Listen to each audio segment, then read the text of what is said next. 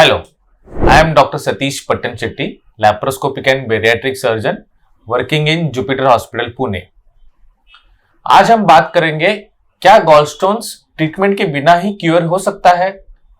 क्या हम गॉलस्टोन्स को विदाउट ट्रीटमेंट भी क्योर कर सकते हैं? क्योंकि बहुत सारे पेशेंट्स हमको ये क्वेश्चन पूछते हैं या बहुत सारे हमारे फैमिली फ्रेंड्स या जो फ्रेंड्स रहते हैं वो क्वेश्चन पूछते हैं कि सचमुच में गॉल ब्लैडर स्टोन्स के लिए आपने को सर्जरी या मेडिसिन ही लेना पड़ता है या surgery is the only option for gall stones. तो इसके बारे में हम थोड़ा सा ज्यादा बात करेंगे। पहले अपने को समझ में लेना चाहिए कि गॉल स्टोन्स क्यों होते हैं। जैसे कि अपने को डाइजेशन के लिए लीवर में से बाइल तैयार होता है, वैसे पैंक्रियाज में भी डाइजेस्टिव जूसेस तैयार होते हैं। तो गॉल ब्लैडर का फंक्शन क्या है? जो गॉल ब्लैडर है वो लीवर से अटैच रहता है through a duct known as common bile duct. जब भी डाइजेशन के लिए जूस जो बाइल जो तैयार होता है वो नीचे इंटेस्टाइन में भी जाता है और गॉल ब्लैडर में भी जाता है, but gall bladder is just a storage organ. और जब ये स्टोरेज फंक्शनिंग बराबर से नहीं होता, क्योंकि स्टोरेज फंक्शनिंग में वो क्या करता है कि वो जो बाइल रहता है उसको कॉन्सेंट्रेट करता है या गाढ़ा करता है, और जब उसमें से पानी निकाल के वो गाढ़ा करता है, वो जो गाढ़ा बाइल रहता है that is required for digestion of fatty food, मतलब तली हुई चीजें या फिर घी वाले जो चीजें रहती है वो डाइजेशन करने के लिए वो ज्यादा हेल्प करता है। लेकिन गॉल ब्लैडर खुद से कुछ तैयार नहीं करता है।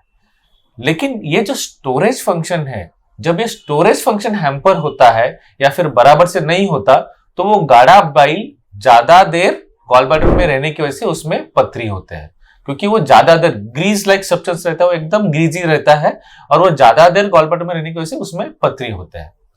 ये जो पथरी रहते हैं जब मूव करता है गॉल ब्लैडर में, तो उसके वजह से आपको पेट में दर्द होता है, और ये पथरी जो है वो हिलने की वजह से जब ये पित्त के नली में आता है तो उसमें आके अटकने की वजह से आपको जॉन्डिस या पीलिया हो सकता है, या फिर ये नीचे आके पैंक्रियास के मुंह के ऊपर अटक गया तो पैंक्रियाटिस जैसी जानलेवा बीमारी भी हो सकती है।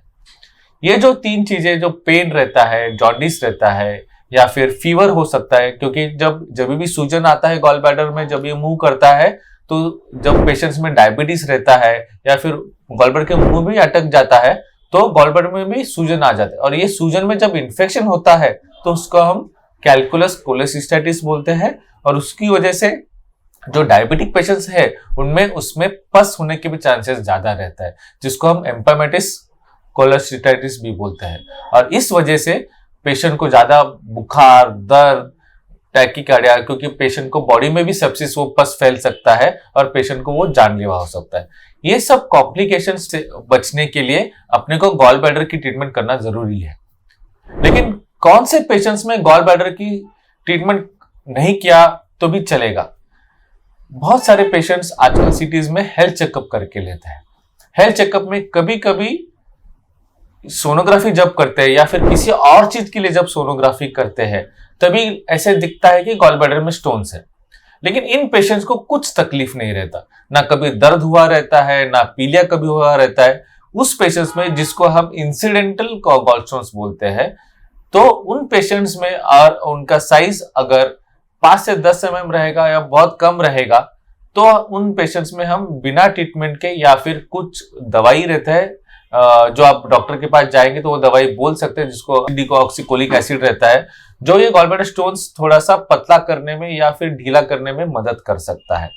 But that is only in patients जिनमें दर्द नहीं है, बिलियरी कोलिक नहीं है, जिनमें कभी सूजन नहीं आया गॉल ब्लैडर में, कभी इन्फेक्शन नहीं हुआ है, या फिर जिन पेशेंट्स को डायबिटीज नहीं है, उन पेशेंट्स ने ही गॉल ब्लैडर के स्टोन्स को ट्रीटमेंट न करना उचित रहता है। नहीं तो अगर दर्द आपको अगर हो गया रहेगा पेट में, या फिर आपको पीलिया हो गया रहेगा बिकॉज ऑफ गॉल स्टोन्स, या फिर आपको उधर इन्फेक्शन हो गया रहेगा जिसको हम कोलेसिस्टाइटिस बोलते हैं, या फिर अगर पेशेंट का जो गॉल ब्लैडर स्टोन का साइज है वो 10 mm के ऊपर रहेगा, या फिर पेशेंट्स को डायबिटीज रहेगा, तो उन पेशेंट्स ने सर्जरी कर लेना ही उचित है। उन पेशेंट्स ने विदाउट ट्रीटमेंट रहेंगे तो कॉम्प्लिकेशन होने के चांसेस ज्यादा रहते हैं, and the patient should decide, क्योंकि रिस्क पेशेंट को है।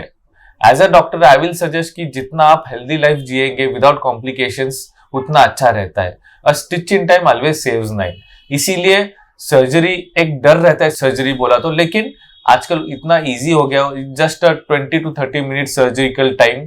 पेशेंट को सुबह ऑपरेशन करते तो शाम को चलते हैं, दूसरे दिन हम डिस्चार्ज करते हैं, और दूरबीन से या रोबोट से ये सर्जरी होता है। इसीलिए उसमें जितना विदाउट कॉम्प्लिकेशन सर्जरी करेंगे उतना आपका लाइफ हेल्दियर और आगे कम कॉम्प्लिकेशन के लाइफ आप जी पाएंगे। कुछ भी डाउट रहेगा या कमेंट्स रहेंगे तो आप नीचे कमेंट बॉक्स में डाल सकते हैं। We shall wait for your comments and doubts. Thank you.